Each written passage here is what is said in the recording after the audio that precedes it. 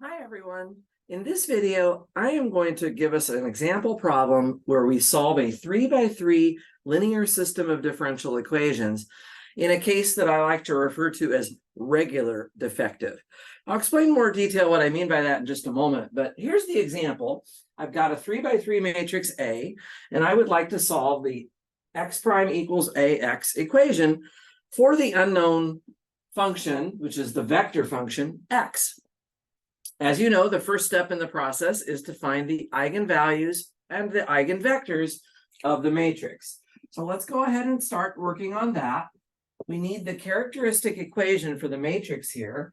So we do that by taking the determinant of the matrix that we get when we subtract lambda off of the main diagonal.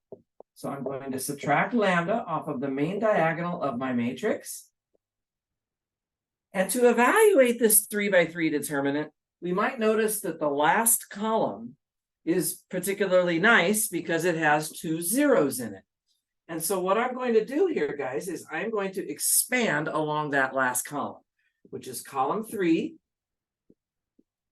I'm going to do cofactor expansion of column 3 because I'll have 0 in the upper right corner, 0 in the right middle, and the only term that actually survives in this expansion is the one that corresponds to the lower right corner, which is 9 minus lambda.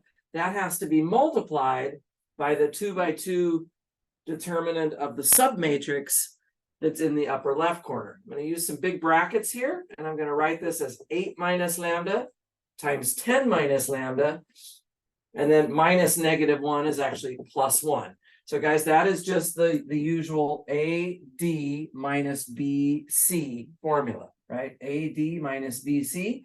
Here it is, AD, and then minus BC turns into plus 1.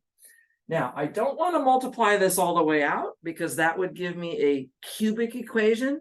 Those are always difficult to factor. So instead, I'm going to leave it factored as much as possible. The 9 minus lambda out in front looks good to me.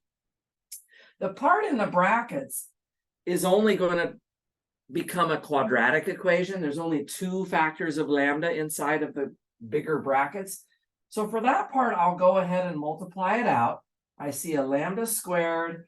I see minus 8 lambda and minus 10 lambda, which is 18 lambda. And then I see 8 times 10, which is 80, plus 1, which makes 81. Okay. Well, the nice thing about the part in the brackets is that it actually factors nicely, okay? Lambda squared minus 18 lambda plus 81 is actually just lambda minus 9 quantity squared. Okay, and then we have to set that equal to 0 in order to determine the eigenvalues. And what we find is that the lambda values are 9, 9, and 9. We have the same lambda value 3 times. Don't forget to check that those lambdas are reasonable values. The trace of my original matrix is 27, right? 8 plus 10 plus 9 is 27. And these 3 lambdas add up to 27. So that's encouraging. And if you actually did take the determinant of this matrix, the original matrix, you could expand along column 3 and you would get 9 times 81. Which is actually just 9 times 9 times 9, exactly the product of the eigenvalues. So the fun facts of the eigenvalues seem to be true here, and we have lambda equals 9, 9, and 9. Now, that does not necessarily mean that the matrix is defective yet, okay? We're talking about a defective system, but it's not clear yet if that's the case, because we have to check whether this eigenvalue would actually pull its weight. So let's look at lambda equals 9. And I'm going to take the null space right now of the matrix A minus lambda I. So I'm going to subtract 9 from the main diagonal of the matrix over there. Subtracting 9 just from the main diagonal entries. Now, we know that this matrix, this is A minus lambda I. In fact, let's write that down. This is A minus lambda I, right? We know that this matrix is not invertible because we obtained it by setting the determinant equal to 0. So it's not invertible, which means that if I do EROs on this matrix, I have to be able to cross off a row somewhere, right? Well, actually, if you look closely here, you notice that all three rows are just identical, which means that we can actually, in this case, we can get away with crossing off two rows. And that's going to be significant because it means we only end up with one pivot. And if I label my columns with the variables that correspond to those columns, I'll call them X, Y, and Z. What we see here, guys, is that both Y and Z are free because they are not pivoted. The top row is just negative X plus Y equals 0. Let me just put that over here. Negative X plus Y is equal to 0. And so if I solve for X, I see that X equals Y.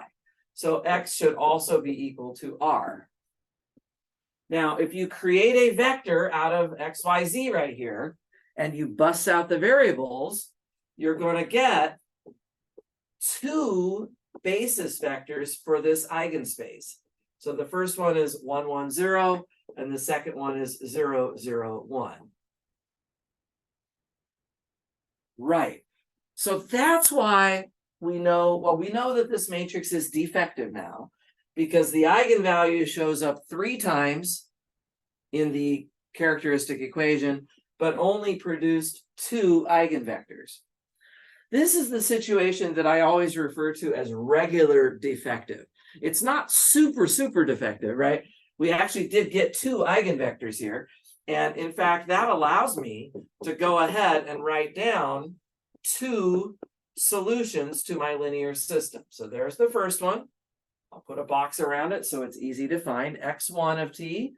And then the second solution, which is x2 of t, is e to the 9t times 0, 0, 1. There is no need to stack x's or t's or anything else on the right-hand side here. We're not doing the stacking business that we did with scalar functions in a different section of this course, right? Right now, we're talking about linear systems of differential equations. These solutions are already linearly independent. I don't have to do any stacking to make that happen here. So I'm pretty good with what we have so far. Now, we do have to find a third solution. We have to come up with an x3 as well. And I'm just going to put the form of x3 right here. So the form of x3 would be e to the 9t times w1 plus t times w2, right? And what we have to remember is that there is a diagram to help us with this. I'm going to make these little arcs with a minus lambda I following these arcs. And we're going to be choosing W1 right here. And of course, that's going to lead to W2, which then has to lead to 0. So the strategy here is that I have to choose a W1 such that when I multiply by a minus lambda I, which is this matrix right here, right, it becomes W2. But if I multiply by a minus lambda I again, I'm supposed to get 0. So it's actually going to be important for me to take this a minus lambda I matrix. I think I'm going to go to erase over here a little bit. I need to square this matrix out, right? So let's give ourselves a little space here to do that. I need to square this matrix. And so I'm going to just do it right here. I'm going to square this matrix, which means I have to multiply the matrix by itself. Luckily, the numbers don't look too bad in this matrix. We should be able to do the calculation relatively easily. So let's go ahead and start working it out. Okay, so I'll just do my dot products, right? I go across the rows of the first matrix and down the columns of the second matrix, right? So I have 1 minus 1 plus 0, that's 0. Negative 1 plus 1 plus 0, right? 0, 0, 0. 1 plus negative 1 plus 0. Negative 1 plus 1 plus 0. And 0, 0, 0, right? And finally, 1, negative 1, and 0. Negative 1, 1, and 0. And 0. It's all 0, guys. I did that kind of fast, but you can check me on it. It's all zeros.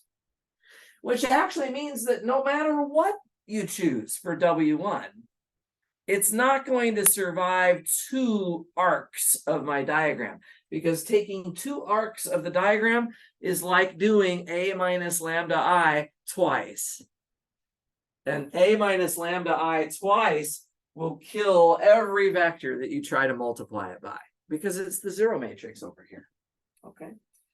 So actually, we just need to choose W1 so that it survives the first power of the matrix, which is this one right here.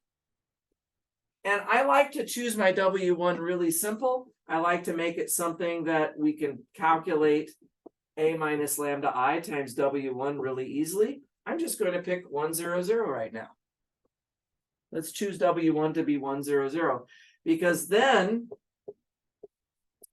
W2, right? Here's the diagram if you need it. W2 is just W1 multiplied by this matrix. And if I multiply this matrix right here, again, at this point, I don't need the second copy of it, right?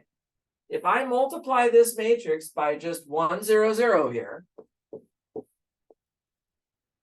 what will happen is I'll pick off the first column of that matrix, which is the vector -1, -1, -1. And that's W2. Now, guys, remember that W2 in this diagram, it's the last vector before we get to 0. It has to be an eigenvector. I'm just going to remind you that the original eigenvectors that we found were these two right here. In this particular case of a regular defective 3x3 system, the eigenvector that you come up with here might not literally be a multiple of this one or of this one, okay?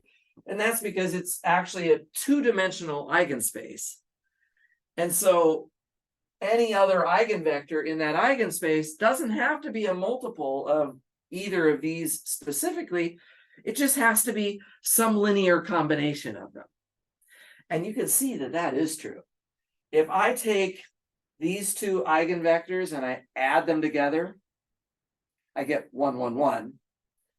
And this vector is simply the negative of that. In other words, it's a scalar multiple of 1, 1, 1. So this W2, although it doesn't look maybe quite as obvious that it's an eigenvector, it actually is. It actually is. It's a linear combination of the two eigenvectors that we had derived earlier when we found the first two solutions right here. Okay, great. So I feel pretty good about that. I'm going to write down x3 right now. This is going to be e to the 9t times, and then I'm going to use some parentheses, the vector 1, 0, 0 plus t times the vector -1, -1, -1. That's my x3 of t. Okay.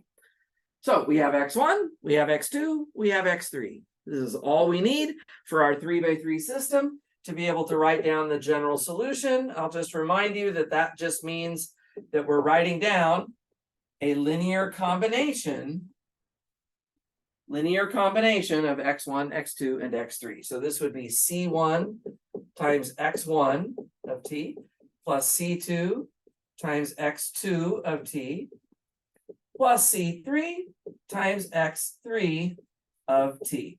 And as long as I can find your x1, x2, and x3, I think it's okay to kind of just abbreviate the answer in the general notation as such right there. So this is an example of a regular defective 3x3 linear system. We also have super defective linear systems, and we also have what I call the mixed eigenvalue case as well. So I want you to be familiar with all of them, but this is a really good example of the regular defective linear system. I hope it makes sense. If you've got questions about this, feel free to reach out to me. I'm always happy to help. And thanks for watching. I look forward to seeing you guys again real soon. Bye for now.